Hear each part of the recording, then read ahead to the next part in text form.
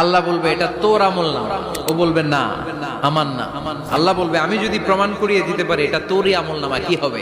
সে বলবে আমি মেনে নিব। আল্লাহ বলবেন কিরামান কাতিবিন নামে আমার দুজন ফেরেশতা আছে, ওই ফেরেশতার কাছে তোর আমল নামার একটা কপি আমার রাখা আছে। ওই কপিটা রব্বুল আলামিন ব্যাকআপ ফাইল থেকে নিয়ে আসবে। পড়েন সুবহানাল্লাহ। এবার বলবে যে তোর আমল নামার আরেকটা কপি আমার পড়ার দরকার নাই, কিরামান কাতিবিনের ফাইল তোর ফাইল দুইটা মিলা। আল্লাহ ছাড় দেয় কিন্তু ছেড়ে দেয় না। ফেরাউন রে কি দিছিল? ছেড়ে দিছে।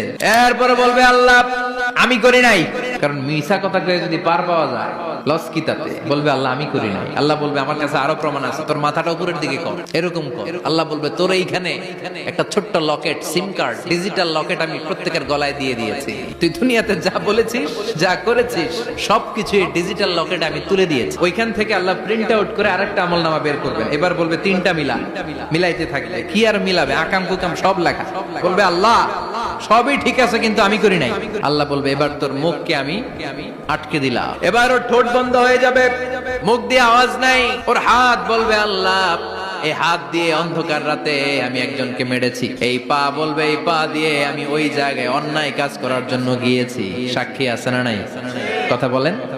সেদিন বাঁচার কোনো উপায় আছে?